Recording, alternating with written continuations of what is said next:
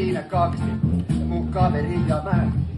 Otetultu just baarin, kauan sitten kesällä.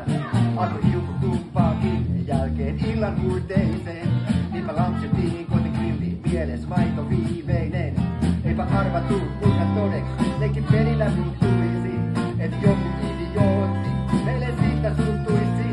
Paitsi että saatiin hampparit perunat makkaroineen. Kyti pojaksi lähti hyllyyttä sen, maito viimeinen. Hei!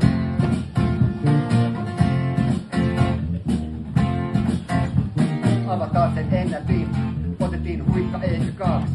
Kun tunnelma alkoi yhtäkkiä, muuttui tulimemmaksi. Kuului ensin vain sen ääni, huuto aikamoinen. Nyt tänne se mun maito! Se oli maito viimeinen! Sen lähemmäksi tuli, alkas palan mun hamppariin.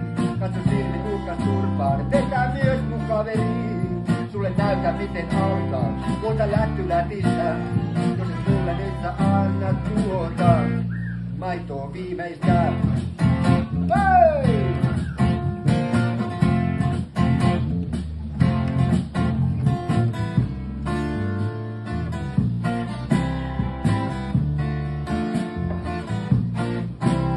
Sanakaan en sanonut takas tyylin vaan. Se sai sen mielen täysin pois tolaltaan. Iskin maahan kaksin käsin, tuon maidon viimeiseen. Käski sieltä juoda lopun, mut ennen kuin ehdi tehdä sen.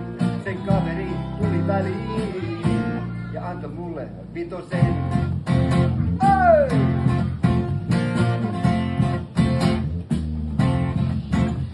Älä tuosta välitä, se on aina tuommoinen. Humalassa varsinkin ja pikku paskiainen. Mutta tuolla uusi maito, ani mut ethän sä voi. Se maito viimeinen oli ja maahan katseensa hän loi. Eero, se on tuossa nyt. Oliko se viimeinen? No oli. Ai viimeinen maito!